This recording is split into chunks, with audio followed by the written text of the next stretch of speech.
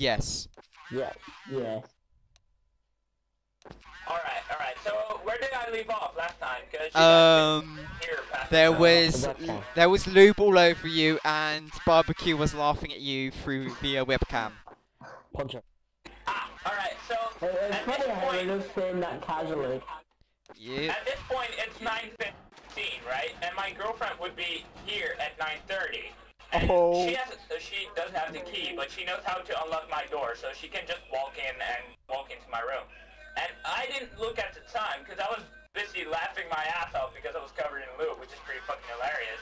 And barbecue was laughing his ass off, so we were just having fun. At this point, the bottle is still not closed, so I would at least need to squirt lube one last time. And I grab the bottle of lube and I'm looking at it. I'm like, how do I approach this situation? You know, I'm thinking it through. I didn't want to get covered in lube again. So I'm thinking to myself, like, alright, how am I gonna do this? And so I grab the bottle of lube and I start wrestling with it. Like, how can I close it without shooting lube all over the fucking floor and my clothes? And as I'm wrestling with the lube, I don't fucking hear the stairs, and suddenly my door just flies open, and my girlfriend's in the door opening, and she's looking at me, and I'm half naked. I'm half naked on the ground with a bottle of lube in my hands, with barbecue on the webcam laughing his ass off. So you must imagine how this looks to my girlfriend. Her boyfriend is naked on the ground, well, half naked, with lube all over him and his clothes, and there's a big Arabic guy on the webcam laughing his ass off. So I did not know how to explain this, but my girlfriend did for some reason. My girlfriend's pretty cool, so she knew that I was not having gay webcam sex, but she still was pretty hesitant at my story. When I was explaining it, I was like, I just tried to close this bottle of lube. She was all like, you tried to close a bottle of lube, and now you're wrestling the bottle half naked on the ground while covered in shiny glue. So, yeah, that was pretty awkward. Not as awkward as the pussy thing, but still pretty awkward.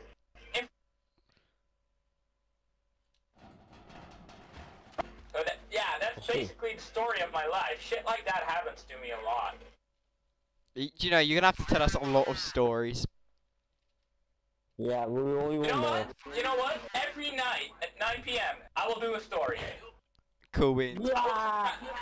At first I will try to pick stories from from real experience, because I'm not gonna tell stories about when I was small, because that's boring. Yeah. It must at least contain sex or something sexually related, I think. Yeah, definitely. Or something extremely painful. Or something extremely painful. I don't know. Yeah. Story time, baby. Actually,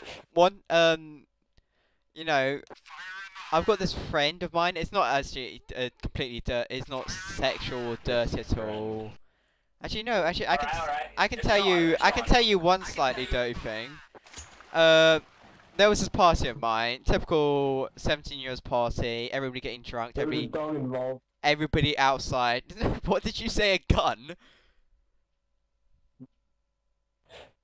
Okay. Anyway, no, it's not as disturbing or weird as Sinji's, because I live in England, obviously. Anyway, practically the thing is, quite a short story. Everybody's getting pissed, and then everybody like leaves a certain room, and it's just like, okay, that's a bit weird. So then I go into that room, and all I hear is a mattress just bouncing up and down. You know, the springs are squeaking, going. I'm thinking, what the fuck? So me being nosy, I decided to like, maybe I'll go upstairs. I was walking up the stairs, then I realized, why am I doing this?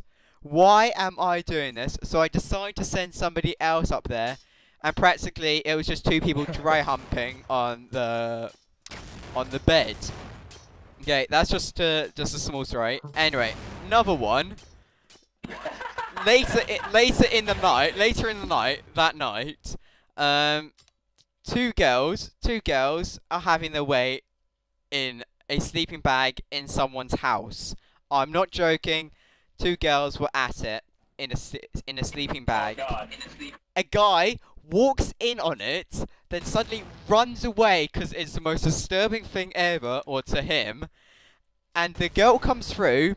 Oh my God, why did you fucking do that? She was just about to come. No joke, she said that word for word.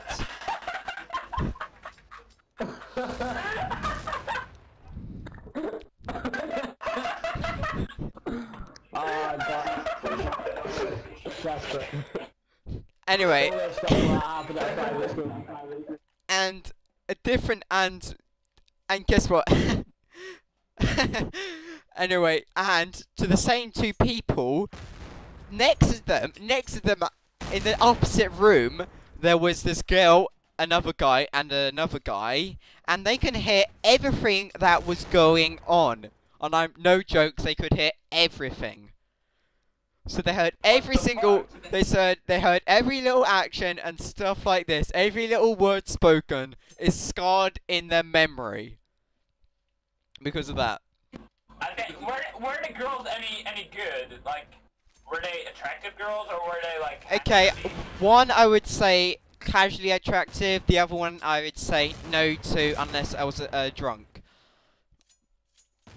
All right, so What you got? yeah, no fat material then. No fat material. I was only pissed anyway. I wasn't drunk. Anyway, different story. Same household. Because I'm Porsche like that, I say household. Aseptics. We're doing story time.